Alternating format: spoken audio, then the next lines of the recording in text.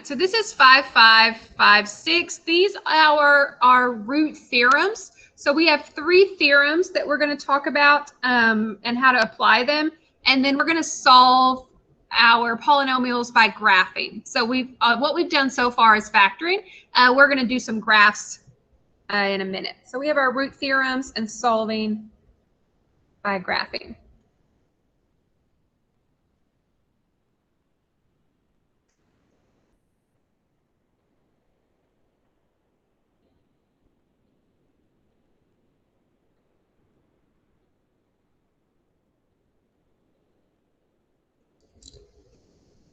Our first theorem is called the rational root theorem, and it is important and it's helpful because it helps us figure out what are some possibilities for our answers. So if you see a polynomial and they're like, is 7 a root? You're like, I don't know, I might have to do all my dividing, but maybe there's a way that we can look at the numbers in the problem and see if 7 actually even makes sense, okay? So our rational root theorem, it gives us our possible rational roots, which just means they can be written as a fraction.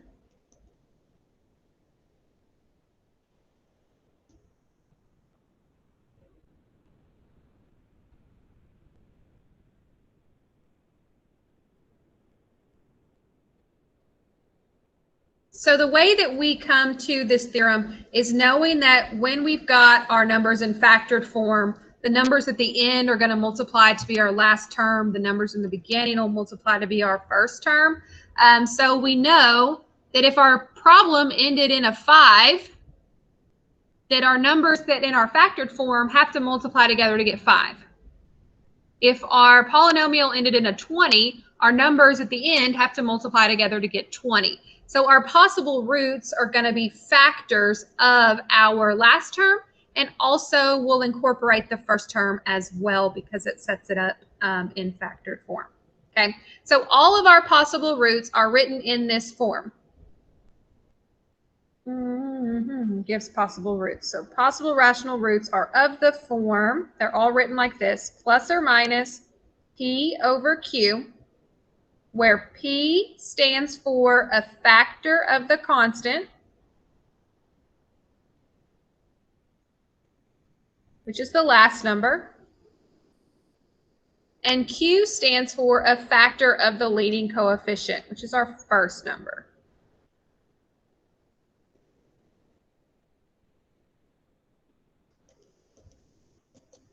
So we're going to look at a problem and we're going to write down all the possible rational roots that we have.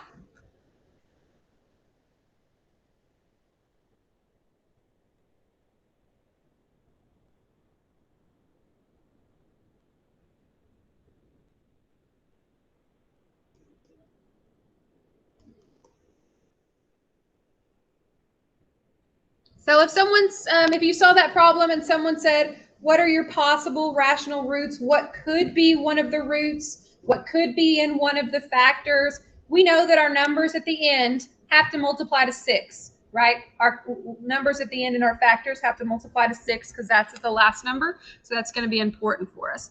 The 2 also is important. So I'm going to underline which one is the P, which one, where the P's are coming from and where the Q's are coming from. Which number is the constant? The 6, right? So this is where we're going to get our P's. Which number is the leading coefficient? The very first number. The very first number is 2. So that's our leading coefficient. This is where we're going to get our Q's. So our possible roots are going to be combinations of this. They could be positive or negative. We're going to write down any factor of 6 that we know, any number that goes into 6. What's a number that goes into 6? 3. Okay, what else? 2, 1, and itself, which is 6. So these are all the factors of 6. So factors of the constant go on the top. What are the numbers that go into 2? 1 and 2. Okay, so we're going to write down all the combinations of this where we have 1, 2, 3, or 6 on the top with 1 or 2 on the bottom. So once I do this, you'll say, okay. So I'm going to do all of them over 1 first, and then I'll do all of them over 2. So they could be positive or negative. So 1 over 1, 2 over 1, 3 over 1, 6 over 1, and 1 over 2, 2 over 2, 3 over 2, and 6 over 2. So if something is a rational root of this polynomial, that is all of the possibilities that we have for our rational roots. Those are the only options that we have. So why did you put 1 over? Why you put 1 first and then did 2? I just started with the first number on the bottom, and then I moved to the second number. I did everything on top over 1, and then everything on top over 2. It's got to be a combination with them. You could start with 2 first and then do 1 if you wanted to. And then if you can simplify, you would. Like this is just 1, that's 2, that's 3, that's 6, that's a 1, that's a 3. So you would simplify if possible. So if someone said, is 5 a factor or is 5 a root, what would you say? Yes or no? Is 5 an option? No. Is 7 an option? No. The only options are on this list of rational roots. So factors of the last number divided by factors of the first number. So we list out all of our factors of the last, factors of the first, then write down all the combinations. Is that okay? All right. So that's our first theorem, the rational root theorem. We write those out. On your homework, it does simplify them. So make sure when you're looking at it, some of them will duplicate, like a 3 and 6 over 2 is 3. So you just have to be patient or look at those and be careful. Oops, I forgot my number 2. This is our second theorem. It's called the conjugate root theorem.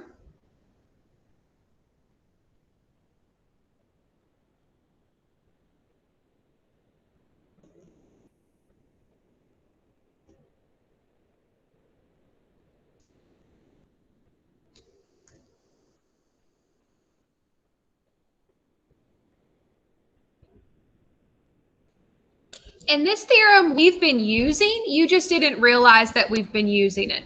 Because every time we take a square root, what do we always put in front of a square root? A plus or a minus, right? So there's always going to be 2 options when we do a square root. The conjugate root theorem tells us that if we have a root with a square root in it or an I, there's going to be 2 of them. They're going to come in pairs. You're never just going to have root 2. It's always root 2 and negative root 2. You're never just going to have 3i. You'll have 3i and negative 3i. So the conjugate root theorem, like I just said, it says that, that the irrational, which is the square roots, and our complex roots, the one with the i's, they come in pairs. Okay. So roots with a square root or an I come in pairs. You can't just have one of them because to get them, you would have taken the square root of both sides, which has a positive or negative. So I'm going to write a couple examples and we're going to write down what the other root would have to be. So when we do that, we will have to have the other sign that comes in front of the square root or the I. So we'll see. If I have 3i, if I had negative root 2, if I had 4 minus I had 6 plus the square root of 7. So these are all the original ones. If they gave us these roots, we can't just have one of them. We can't just have a single I or a single square root. We've got to have the one that comes with it. And the one that comes with it we get by changing the sign that's in front of either the square root or the I term. So it's 3i, negative root 2, 4 minus I, 6 plus root 7. So if I had 3i, I would also have to have what for my answer? Negative 3i. Okay, so we also need negative 3i. If I had negative root 2, it couldn't just be negative root 2. It also needs to have positive root 2. And we haven't done a lot that have the 2 terms, but with these, you only change the sign that's in front of the I or the square root. You don't change the real part, or the real part here and the rational part there. So if I had 4 minus I, I'm going to need 4 plus I. The 4 part stays the same. I'm just changing the I or the square root. So if I had 6 plus root 7, I'm going to need 6 minus root 7.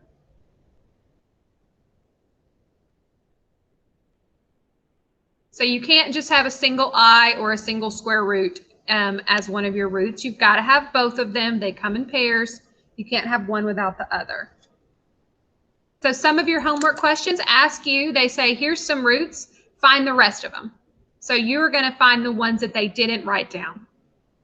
Okay, that sound okay? You're just switching signs of i's or square roots.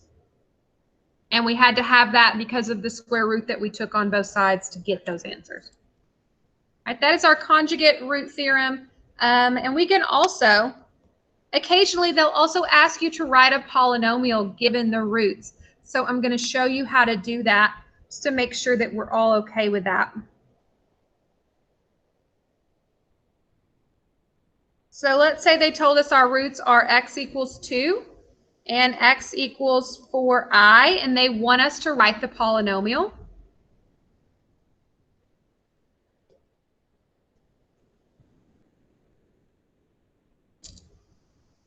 Make sure we're not just texting on our phone, Donovan, and we're paying attention.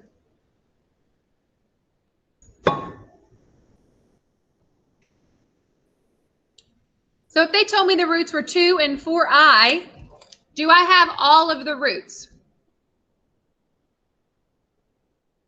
I can't just have a 4i. I also have to have its partner. What's 4i's partner? Negative 4i. So sometimes they try to trick you and don't put the third one. And we're going to have to say, oh man, I'm going to also have to need my third root.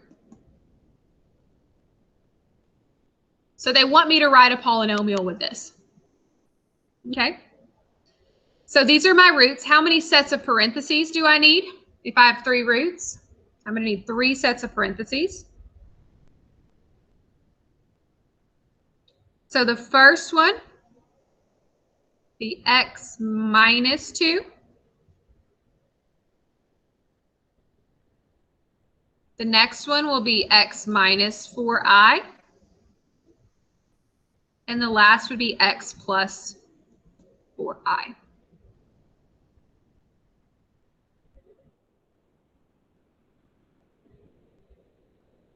Is that okay? Y'all all right with that? Do you want to have to multiply these out, or like on your test, would you rather me just leave it like this and you just make sure you can pick this part? Does that feel good to you guys?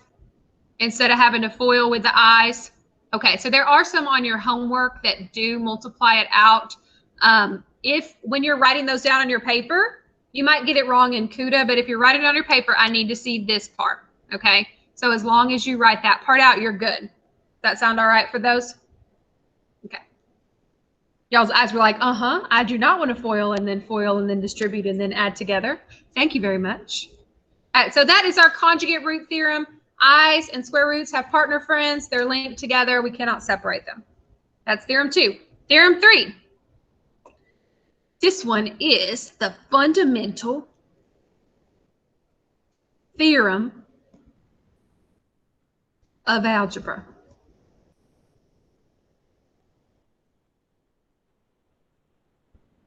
Our fundamental theorem of algebra is something that we've been talking about this whole chapter. We just didn't give it a name.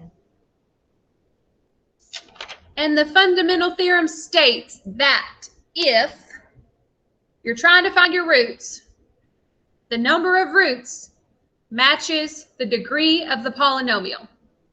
Did you guys know that? If it's a cubic, there are 3 answers. If it's a quartic, there are 4 answers.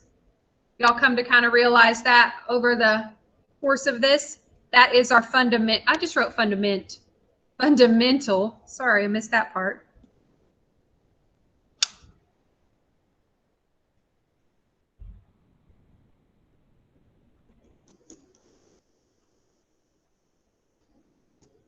So the degree equals the number of roots.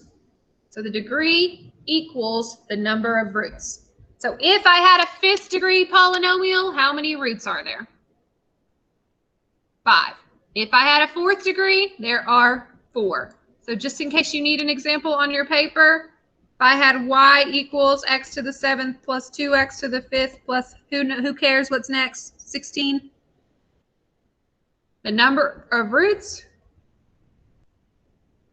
equals 7, because that is the degree.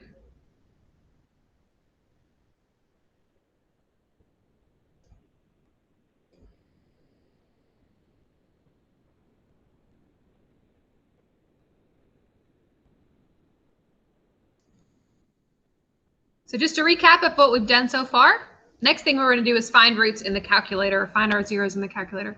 First thing, we had our p's over q's, constant factors of constant over factors of the leading coefficient. Those are all of our possible answers. If we have square roots or i's, they come in pairs. If you are writing them out, make sure that you remember that there's going to be a second one. They might not give that to you. You need to put them in the parenthesis form. You can stop here on your homework. You don't have to keep going. And I'll make sure that that's how the answers are on the test too. And the degree matches the number of roots. Okay. Y'all ready to find some zeros in the calculator? Okay. The calculator I want you guys to use for this is the Desmos calculator. It's better at finding zeros than the TI calculators or the school ones. So to find our calculator, or find our zeros in the calculator,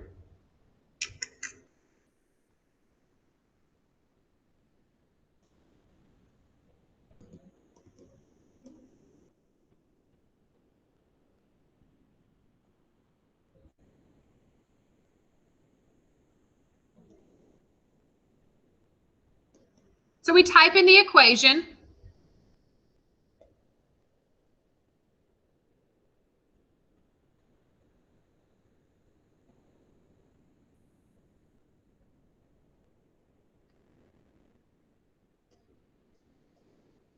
And then we look to see where the graph crosses the x-axis. So remember, our zeros are where it crosses the x-axis. So we're going to look at a few, and then we'll just find where it does that. Okay, so I'm going to pull up the Desmos link that I gave you guys. It might be helpful if you're just watching it rather than looking at your own, but you have a copy of this link in the chat. If you wanted to open it on your own, that's fine. You can do that. I need to stop sharing and then share the whole screen, I think. Let me see. See if this works.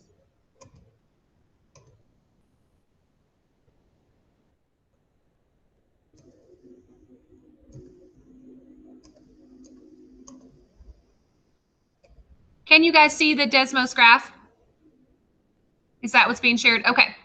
All right, so we're going to find we're going to do 4 problems.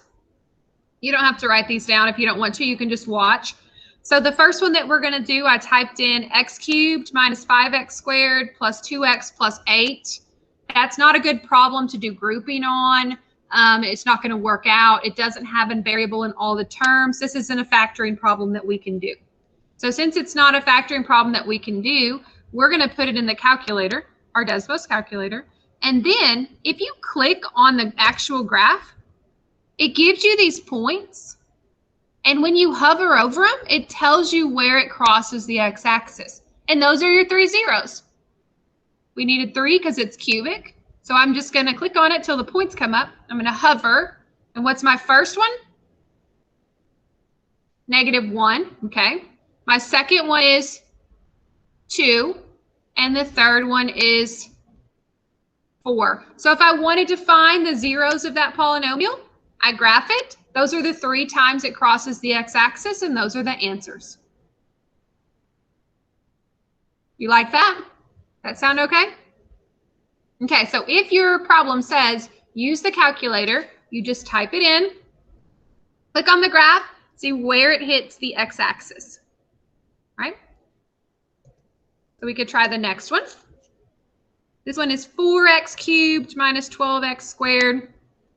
Oh, if I looked at this and said one of the roots is 17, could one of the roots be 17 on this problem? Think about our possibilities. We have to have factors of 3 over factors of 4. Would 17 be in that at all? What about if someone said 5? Could 5 be a root? No. Could 1 be a root? Yeah, 1's a factor of 3 over a factor of 4. That's fine.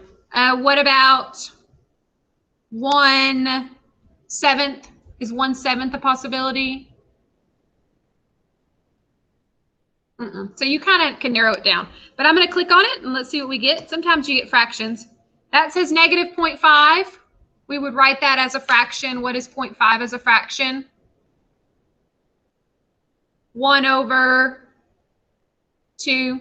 Okay, so we have negative 0.5, 0.5, and what's the last one? 3. Okay. We'll look at one more that we can find all of them, and then our very last problem, we can't find all of them in the calculator. So we have to do something else. So our last one, we're looking for 3. It crosses it 3 times. Our first root is what? Negative 3. Our second one is negative 1. And our third one is negative, what is that as a fraction? 0.33333. What fraction is 0.33333? Y'all don't know? It's 1/3. All right, 1/3 is 0.33333. Okay. Any questions on putting the equations in? Y'all know how to make a power, like the little arrow up caret button to get a power on there? Okay. The very last one, though, it's a little bit different, so we're going to have to work this one out. If I look at the problem, and I'll write it down in our notes too, and I click on it, the first thing I get is negative 3.449, and that's not a fraction that I know. So that one isn't going to be like a 1/2 or a 1/3. So this isn't an answer that I can use, and I'm going to have to do something else. What's my second root? Negative 2. And then my third one is another decimal that I can't use. So if you're in this situation, so where you get 1 that's good and then 2 that aren't good, or maybe it only crosses 1 time, you have to follow the following steps. So this is the last thing that we're doing. So I'll write that problem down. Are you still seeing Desmos, or do you need to see my screen? You're not seeing what I'm writing? Okay, I got to change it back. Google Meet messed up, and I can always see what I'm presenting, and it's not letting me do that today. I restarted my computer, I did a new Google Meet, and it's messing it all up. I don't know. All right, can you see my words? Yeah, it was there before you did that. Oh, it was? I was sharing the whole screen? Sorry. Yeah. So this is what happens. If you don't find all 3, if they're not a good whole number or a pretty fraction, if you don't find all 3, or not 3, however many you need, if it was a quartic, you would need 4, find all roots, you've got to do the following steps. The root that you did find, like on that last one, we found negative 2, right? I think negative 2 was the one we found. You are going to synthetically divide that out.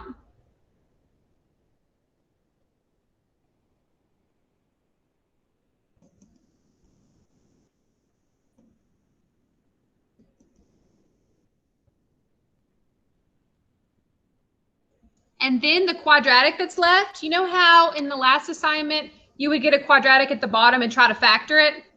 These aren't going to factor, so we're going to get our quadratic at the bottom and we plug it in the quadratic formula. So we synthetically divide and then we use the quadratic formula.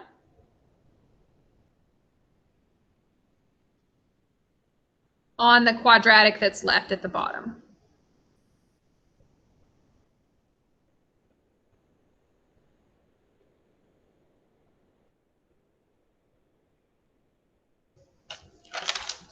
So I'll work this out for you guys. I don't want to leave you with these instructions here.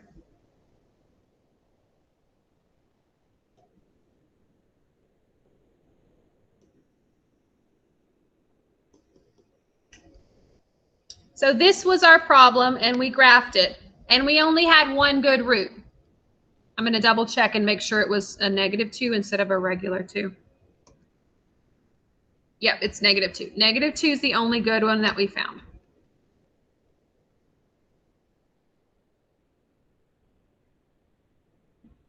We didn't find any more, and we needed 3 total. So we take -2. We don't change the sign because we actually have the number. We're going to put it in the box and do synthetic division. Can y'all give me some hand signals for my coefficients that go across the top? 1, 4, -1, and -10. Good.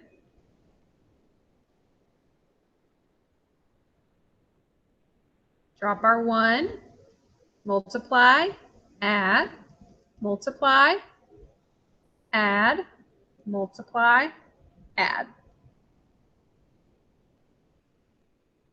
So we found this one. So it's going to go in our box. We don't change the sign. Now we take our quadratic from the bottom, and we're going to use the quadratic formula to get our other 2 roots. So that's x squared plus 2x minus 5. Everybody agree? Okay. Y'all are probably like, the quadratic formula, I thought we were done with that. Sorry for your loss.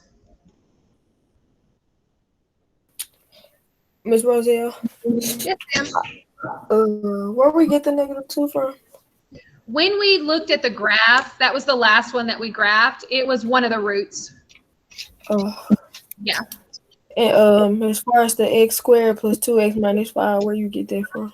From these numbers here, if you gave, like, that's the remainder, right?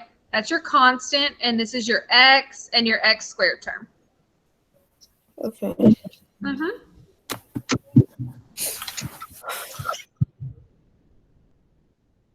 So now we plug this into our quadratic formula, and we get our answer. So x equals -2 plus or minus the square root of 2 squared minus 4 times 1 times -5 all over 2 times 1.